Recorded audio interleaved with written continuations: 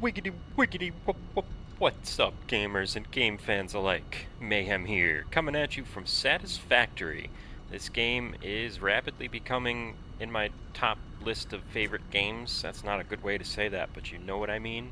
And one of the things I love about this game is how easy it is to build and rebuild, which comes in handy for a day like today, where in this episode we are entirely restructuring our factory. My last version of the factory had some serious flaws in it. The process engineering was really messed up. I thought I would just produce things where I needed them, and that way it would be simple or something. I was so wrong. Producing things where I need them creates unnecessary complexity and spaghetti all over the place.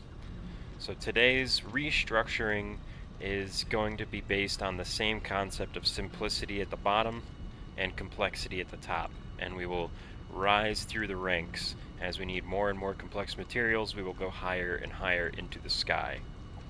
I put some time in off camera yesterday working on the first couple floors here, just kind of playing with ideas. I didn't really have it in me to record, and I thought I would play the game and just enjoy it for the time being. So what we have right now is I am in a location where there's a ton of resources just right nearby. I mean, it's the perfect location for getting started.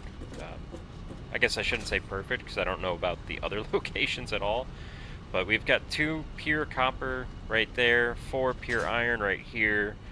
We've got limestone bookending us, and this first floor is all about raw material processing. I'm also taking advantage of this iron and some not so nearby coal that I'm shipping in on belts to produce steel.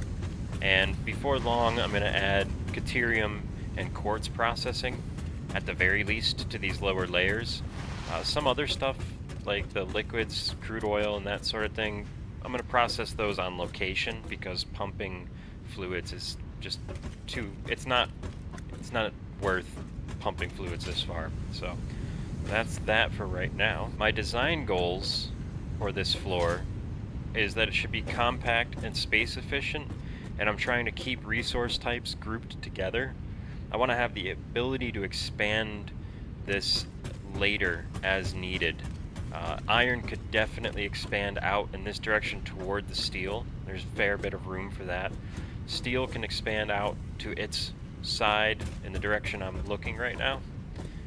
Copper and limestone can expand back, so there's plenty of room for expansion there.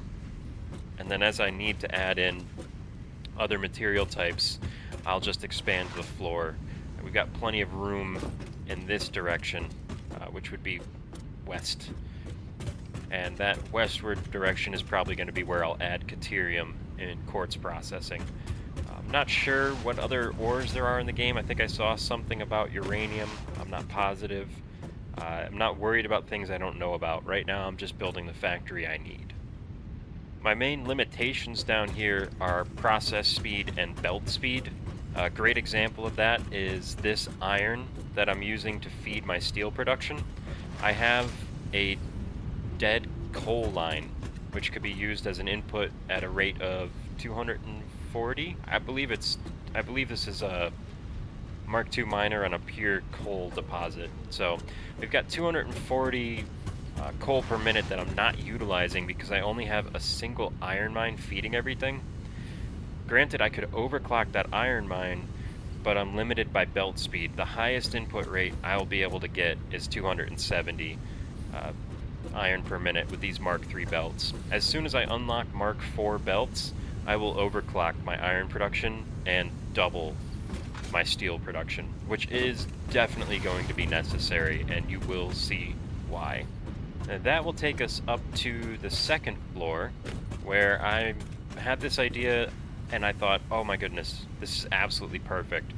These intermediate floors between production processes are going to be all about logistics.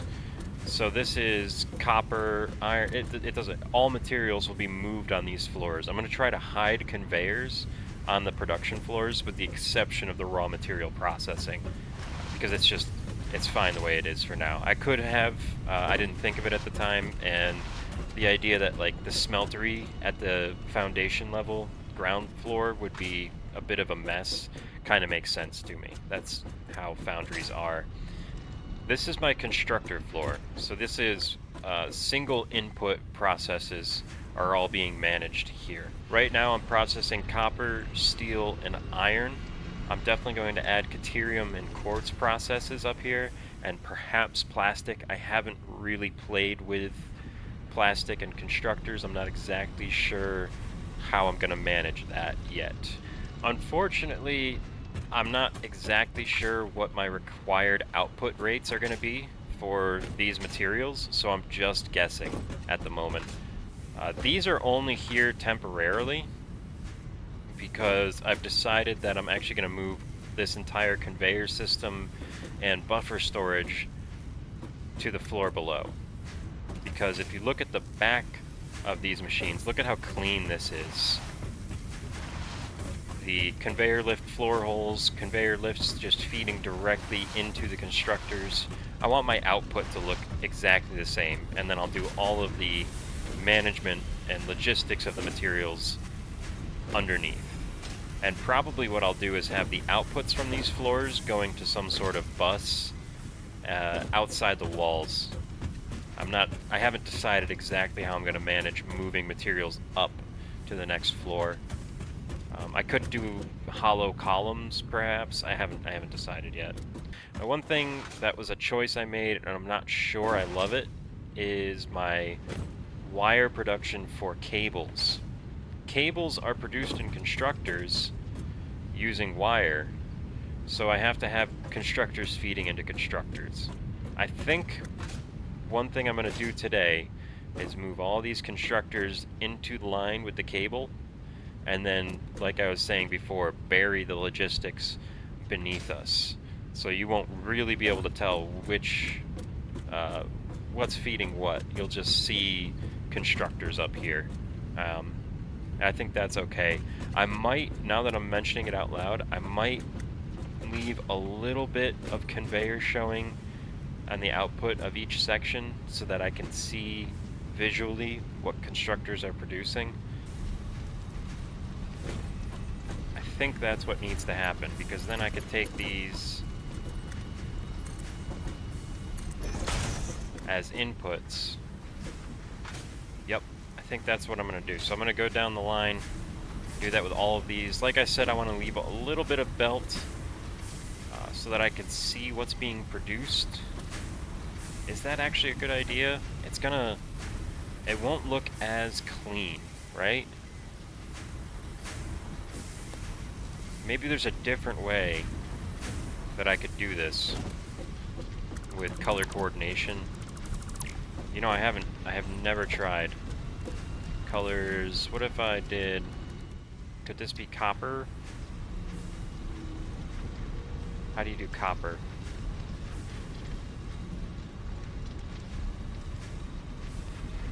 That's kind of coppery, right?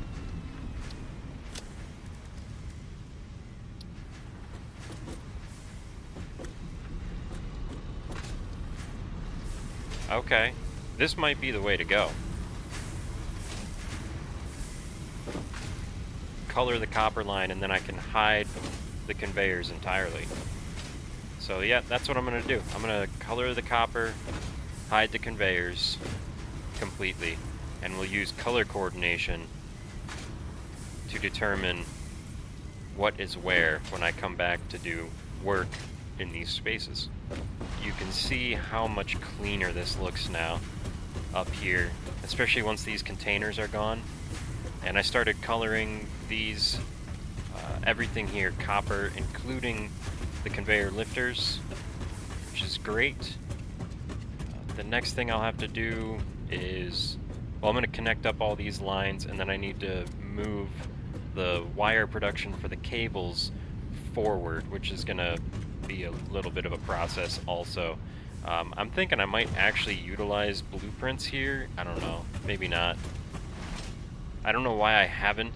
There's like a mental block against using blueprints. They probably would make a lot of this easier if I'd take the time to learn them. but I also kind of know what I want to do right now, and I just want to do it. So that's traditional stubbornness right there. Building out the line for the cable creation to feed the wire constructors is proving a bit challenging. Nowhere near impossible, but just a little bit more thought-provoking than I expected, let's say.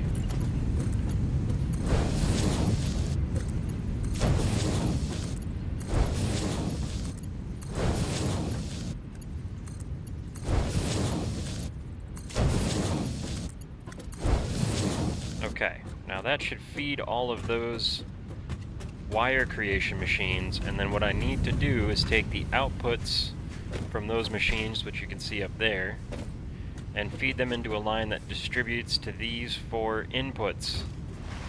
It's input, output, factory design all day.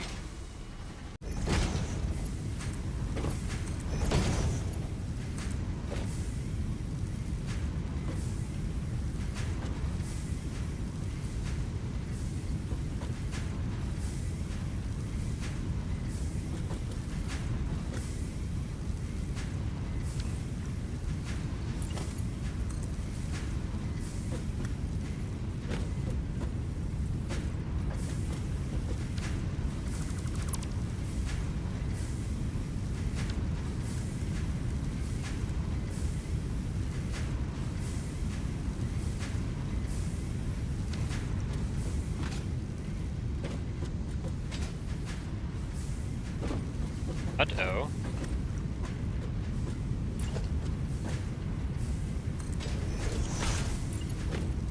What is going wrong here? There we go. That was weird. Oh, I think I know what's happening. The directions are wrong. It's trying to lift instead of lower. I think that's probably the mistake that's happening here. Which one is that? Got 1, 2, 3, 4. It's going to be this one, right? That's wire, and this is cable.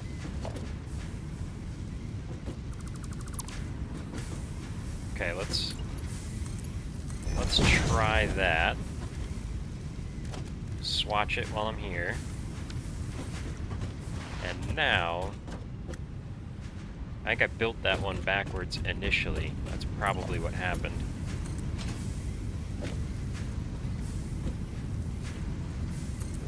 There we go. There we go. Maybe the floor holes are semi-directional? Okay. It's either that or I misaligned something else.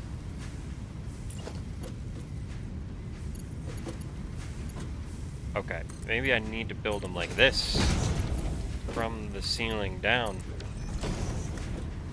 Let's see if that works.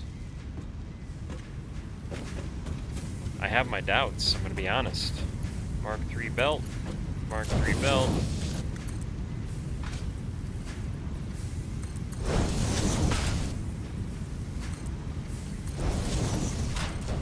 There we go. And then we'll do Mark III to here. Mark II to here. And Mark I to there. And I think that should do the trick, maybe? I would call that a job well done. As a matter of fact, I'm rather proud of it. These are all copper processing, and look at how clean they are.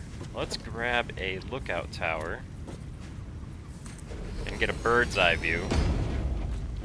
There's still a couple of storage containers. Once they empty out, they will be deleted, and eventually we'll get a proper look at the floor. But for right now, super, super clean. I'm even looking at the wires, and I think there's a way I could clean them up some more too. But for now, they're good. I mean, it's it at least makes sense that they would be there like that. The steel stuff, I think I'm going to move it a little closer. I'm not sure why there's that gap there, or maybe not. Maybe there should be gaps between material types to make it a little more obvious to the eye. But yeah, that worked out really well. Now all I have to do is press on into the iron production stuff. I'll probably spend some time manually moving materials out of these containers because the belts are quick, but they're not quick enough. And I'd like to get the copper containers torn down before I start working with the iron materials. It'd be a lot simpler for me mentally. Super happy with this though. Really worked out. Yeah, drain rate is not great on these belts relative to the capacity of these containers. Actually, you know what? Yeah, about halfway through. I think I'm just going to sink these screws. Honestly, I don't think it's worth moving them because they get produced so quickly that by the time I'm done with the other parts of the factory that are going to require the screws as inputs, these containers will be filled up again. So, yeah, let's just do this. Nope. Give me wire. Power line. Bada bing. Come on. Pixel perfect. There we go. That ought to help. We're doing 720 before the screws. Let's see what that goes up to. Oh yeah, that brought it up a little bit, huh? 1800 per minute? It's not going to probably get us more than a coupon maybe, but it's better than nothing, which was the other option. I figured out what my problem is. If I place this lifter directly on the merger, it wants to be farther back, but I can force it to be closer by selecting the floor hole first. So when I have them in this configuration of super close to each other, which saves some space and probably is a good idea, I just have to make sure that I click on the floor hole first to force the lifter to meet with the merger. That's all. This is definitely getting easier as I practice it. I'm feeling less pain on the iron than I did with the copper. I'm sure part of that is I had to rearrange a bunch of the copper constructors also, but it does feel like I'm getting the process down and improving my efficiency in constructing these improvements. Now it's time to tear down the steel, or at least the output line of the steel.